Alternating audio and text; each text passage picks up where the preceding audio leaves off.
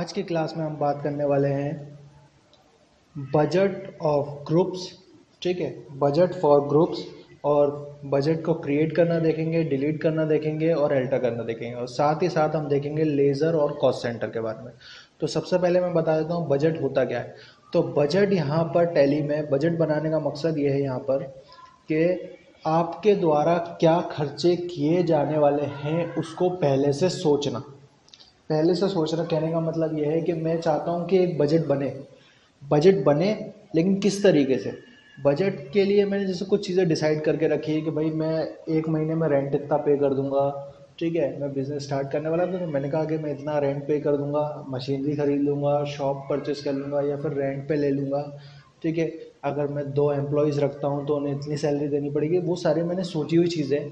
ठीक है, उसके बाद जब वो टाइम आएगा, जब मुझे वो सब सारी चीज़ें पे करनी पड़ेगी, तो फिर मैं क्या करूँगा, उनको एक नोट करूँगा ट्रांजैक्शन में, और उससे वन बाय वन उन्हें कंपेयर करके देखूँगा कि मैंने सोचा उससे ज़्यादा पैसा खर्चा कर दिया या कम कर दिया या बराबर खर्चा कर दिया। तो बजट का यहाँ पे यूज़ सिंपली कंपैरिजन के लिए होता है कि टैली में आप जो बजट यूज़ करते हो वो कंपैरिजन के लिए होता है। पहले आप एक बजट क्रिएट करते हो, ठीक है, उसके बाद आप एक्चुअल खर्चे को उससे कंपेयर करते हो और देखते हो कि आपने ज़्यादा खर्चा कर दिया या बजट आपका सही बना है या बजट के अंदर आ गया है। ठीक है, फॉर एग्जांपल जैसे घर का हम जनरल सामान लेने जाते हैं, तो जनरली हम क्या करते हैं कि जैसे हम फर्स्ट टाइम गए तो हम पहले ये देख लेते हैं कि पहले वो चीज़ कितने की मिल रही थी।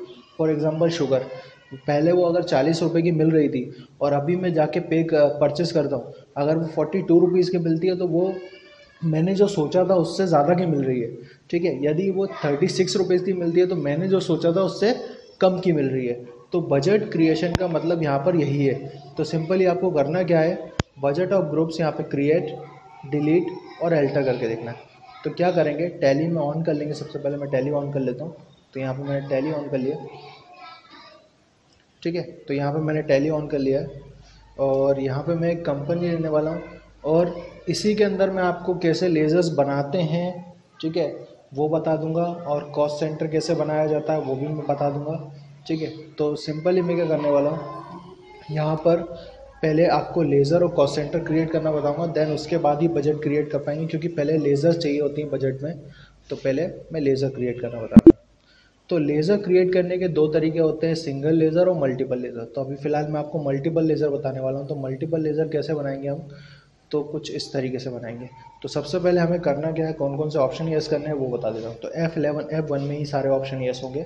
तो पहला ऑप्शन रहेगा आपका कॉस्ट सेंटर। तो यहाँ पे कॉस्ट सेंटर में यस कर दे रहा हूँ। ठीक है, उसके बाद यहाँ पर दूसरा ऑप्शन रहेगा मेंटेन बजट एंड कंट्रोल। इसको मैं यस कर दे रहा हूँ। तो मेंटेन बजट एंड कंट्रोल ये यस कर लिया मैंने। इसके बाद इसे कर लिया एक्सेप्ट। ठीक है, तो कॉस्ट सेंटर मैंने यस कर लिया है। उसके बाद सिंपली यहाँ पर मैं क्या करने वाला हूँ कि कॉस्ट सेंटर मैंने यहाँ पे यस कर लिया है उसकी। अब मैं क्या करने वाला हूँ देखिए, सिंपली हम लोग क्या करेंगे, यहाँ पर एक कॉस्ट सेंटर क्रिएट कर लेंगे। तो मैं कॉस्ट सेंटर क्रिएट करने के लिए कैसे जाऊँगा, तो अकाउंट्स इन्फो, कॉस्ट सेंटर, यहाँ पे क्रिएट। तो कॉस्ट सेंटर में मैंने बना लिया, मैंने ले लिया यहाँ पे किसी पर्सन का नाम ले लिया। जैसे मेरा ये एक नाम ले लिया मैंने, रवि। ठीक है, तो मैं रवि रख रहा हूँ, उसमें सिर्फ फ़िलहाल एक ही कॉस्ट सेंटर क्रिएट कर रहा हूँ। उसके बाद यहाँ पर मैंने लेज़र्स क्रिएट करना स्टार्ट किया। तो लेज़र क्रिएट करने के 2 तरीके हैं। तो सिंपली मैं क्या करने वाला हूँ, पहले लेज़र क्रिएट कर लेता हूँ। तो लेज़र मैंने सिंगल लेज़र भी क्रिएट कर सकते हैं, मल्टीपल लेज़र भी क्रिएट कर सकते हैं। मैं मल्टीपल लेज़र क्रिएट करके बता रहा हूँ क्योंकि सिंगल लेज़र मैं ऑलरेडी बता चुका हूँ। तो यहाँ पे ले लेंगे ऑल आइटम्स। यहाँ पे मैं लेने वाला हूँ, जैसे मैंने रेंट ले लिया। ठीक है, अंडर जाएगा इनडायरेक्ट एक्सपेंसेस। इसमें 2 ही तरह के एक्सपेंसेस लिए जाते हैं बजट में, डायरेक्ट और इनडायरेक्ट। ठीक है, दूसरा रहेगा सैलरी, इनडायरेक्ट एक्सपेंसेस। ठीक है, तीसरा मैंने ले लिया यहाँ पे एक मशीनरी परचेस करूँगा। तो मशीनरी की एक लेज़र बना ली, और ये रहेगी डायरेक्ट एक्सपेंसेस। ठीक है, यानी ये फिक्स एसेट जो होती है वो डायरेक्ट एक्सपेंसेस में आती हैं। उसके बाद मैंने यहाँ पे कुछ और चीज़ें ले ली, जैसे ट्रांसपोर्ट ले लिया, ट्रांसपोर्ट चार्जेस, ठीक है, और फर्नीचर परचेस कर लिया, ये भी डायरेक्ट एक्सपेंसेस, ठीक है, और जो इससे पहले वाला मैंने परचेस किया वो जाएगा, सॉरी, वो जाएगा इनडायरेक्ट एक्सपेंसेस। तो ये मैंने कुछ लेज़र्स क्रिएट कर लिए हैं और इसके बाद मैं यहाँ से इसको एक्सेप्ट कर रहा हूँ। आप चाहो तो ज़्यादा लेज़र्स भी बना सकते हो अपने बिजनेस के अकॉर्डिंग, बहुत सारी लेज़र्स बन सकती हैं, ठीक है, लेकिन फ़िलहाल मैं इतनी बना रहा हूँ। उसके बाद यहीं पर आपको एक और ऑप्शन मिलेगा बजट का। तो यहाँ पे बजट क्रिएट करेंगे तो बजट का आपको जो भी नाम देना आप दे सकते हो। तो मैंने यहाँ दे दिया ऐसे कंपनीज बजट, ठीक है, और अंडर प्राइमरी कब से कब तक के लिए बनाया, तो मैंने कहा 1 अप्रैल से 1 अप्रैल 2017 से मैं बनाना चाह रहा हूँ 1/5/2017 के लिए, ठीक है। तो यहाँ पर मैं क्या करने वाला हूँ, ग्रुप को यस करूँगा, ठीक है। तो यहाँ पे ग्रुप को यस कर दिया और यहाँ पर मैं ले लूँगा वो अकाउंट्स नेम जो मुझे चाहिए। तो सबसे पहले मैंने ले लिया लिस्ट ऑफ